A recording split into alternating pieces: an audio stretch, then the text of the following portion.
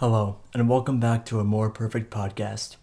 I finally have time to record now. I've been really wrapped up with college, so episode's going to be really sporadic from here on out. I know there was like a month gap in between my last episode and this episode. I think actually it was more than a month. My last episode was August 28th, I think. So it's gonna be really sporadic. The plus side being that when I do upload, there's gonna be a lot of content to cover. So we might as well just jump into it. If you've been keeping up with the news or you haven't been living under a rock, you probably can guess what this episode's gonna be about. It's gonna be about impeachment. Spoiler. We're gonna try and break it down. It took me almost like a week and a half to understand it all. Otherwise, this episode may have been out like a week ago, but it's really complex and it's moving really fast. Well, you know, race cars don't need headlights because the track is always lit.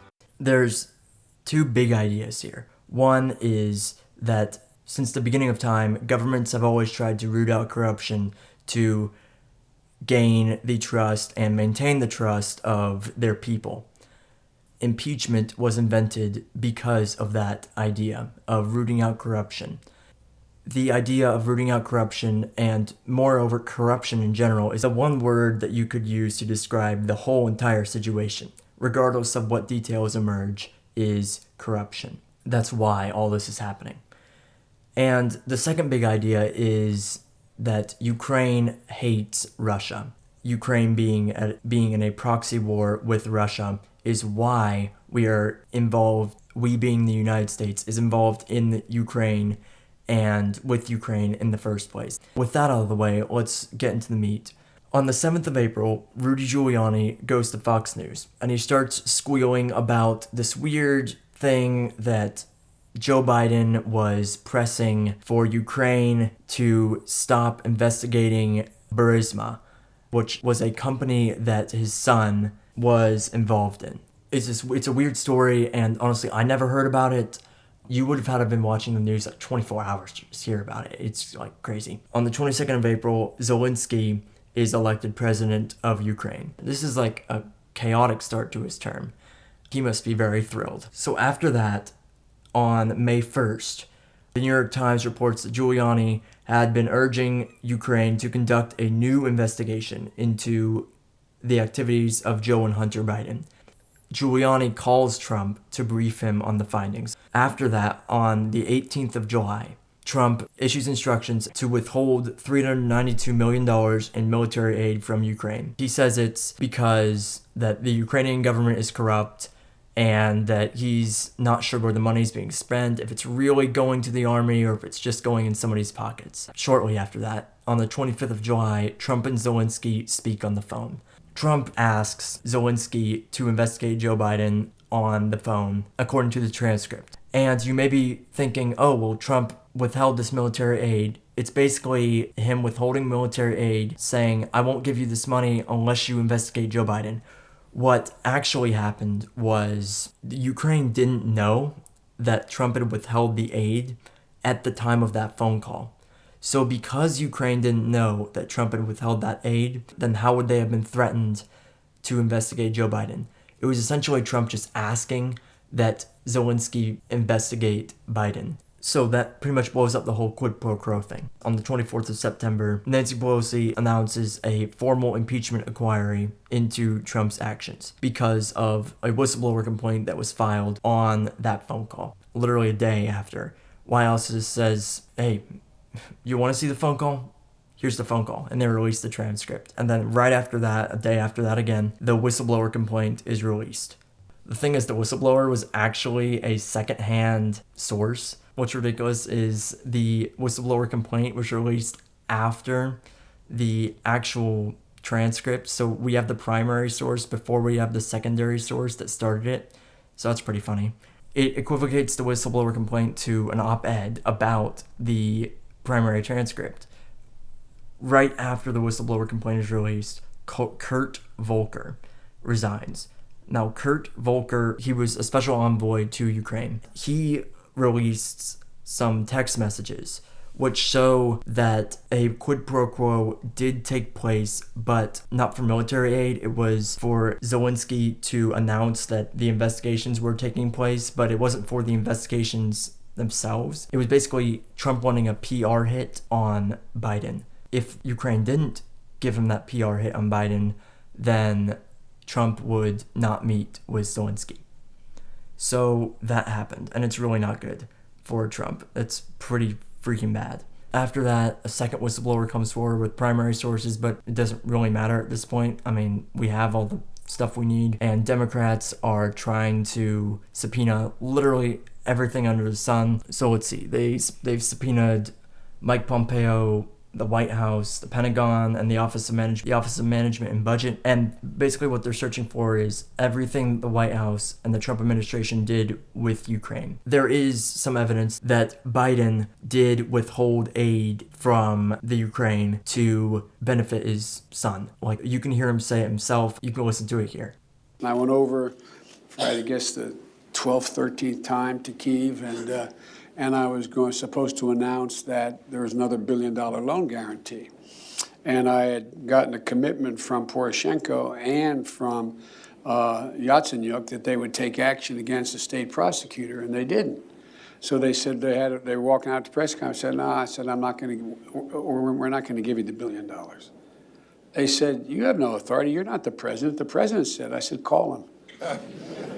I said, I'm telling you, you're not getting the $1 billion.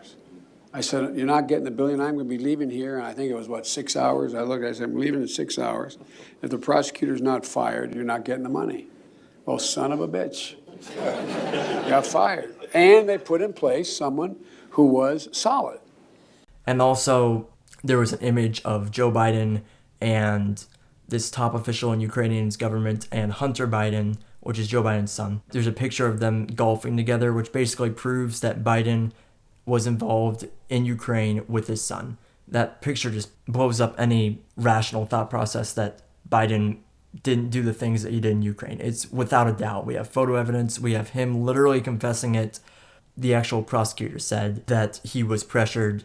In my opinion, Biden is and was super corrupt. Polls show that people do believe that Biden did these things. Basically, the big picture here for Biden is his presidential campaign's over. To me, Elizabeth Warren is going to be the nominee, which is pretty good for Trump's chances of re-election. That's pretty insane. I never expected that to happen. She had been rising for a while, but I never expected her to actually overtake Joe Biden. While this whole thing is going on, the sole act of Trump reaching out to a foreign leader to investigate his political opponent, even if he didn't withhold aid, even if he didn't threaten him at all, just him asking about it, that's a really crummy move in my opinion. While I don't think he deserves to be removed from office, I really do think that he deserves to be impeached, because as much as I like Trump, we need to set a precedent for this to not happen again. A great way for this precedent to be set is this impeachment inquiry, the impeachment proceedings against Trump. If the articles of impeachment are filed, even though they will die in the Senate, it is a great precedent, and I think it's a good thing for this country overall. While it's bad right now, in the future, it sets the precedent that if you ask a foreign leader to investigate anything involving your domestic political opponent, you run the risk of being impeached.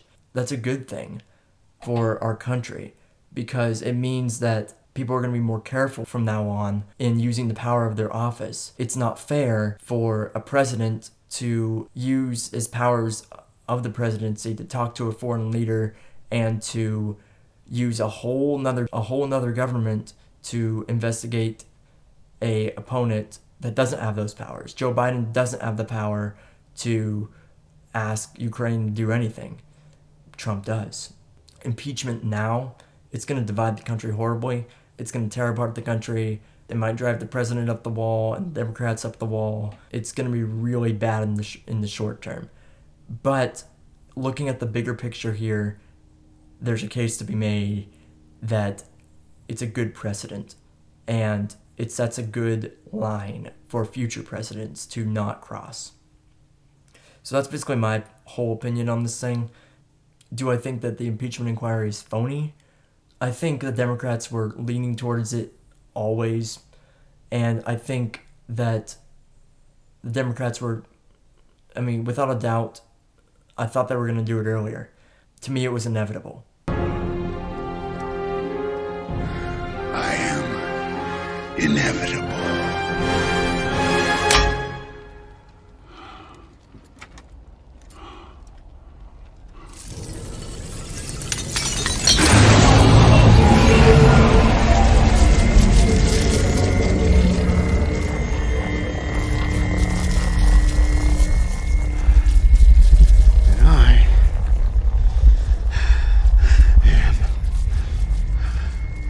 I'm a very stable genius.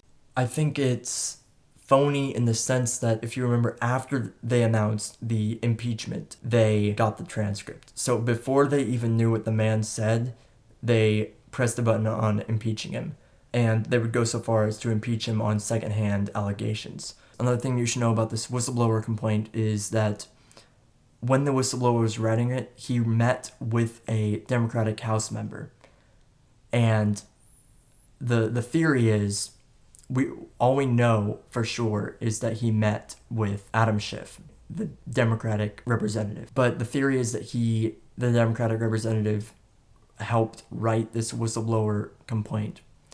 If that's true, then the case would be made that the whistleblower complaint was nothing but a Democratic hit job. It would just make this whole situation even more ridiculous. The most recent thing that's happened is that the White House is refusing to cooperate with the impeachment inquiry, and they're calling it unconstitutional.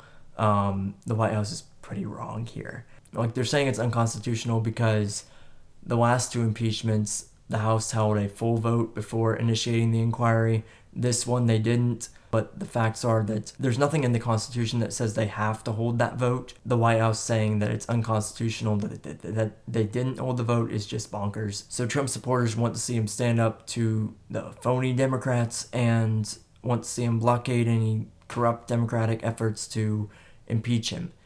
And so from a PR standpoint and from a supporter standpoint, this is just Trump being the tough guy that he is. From a let's get this over with standpoint, it's not very good at all.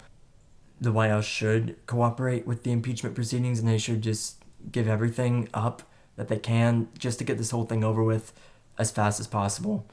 Because what this is all leading to is a vote in the House to file articles of impeachment and send them to the Senate. This is just slowing the process of those impeachment articles. Unless the Democrats now try to argue that that's obstruction of justice. In that case, they would just file articles of impeachment in the next few days, because the White House refused to cooperate yesterday. So that was October 8th. And this whole thing is very complex. I'm going to try and record again about it, but no guarantees. As I said earlier, I'm very bogged down with a lot of stuff going on in my life. So I hope that what I said makes sense, and that you guys now understand this whole impeachment thing better than I did, and don't have to go through these things that I went through to understand it, because it was certainly a lot of hours of research. It was terrible. It's moving very fast. I encourage you to keep up with the news, since this is a very historical moment. I'll see you in the next episode, I guess, whenever that is. Have a more perfect day.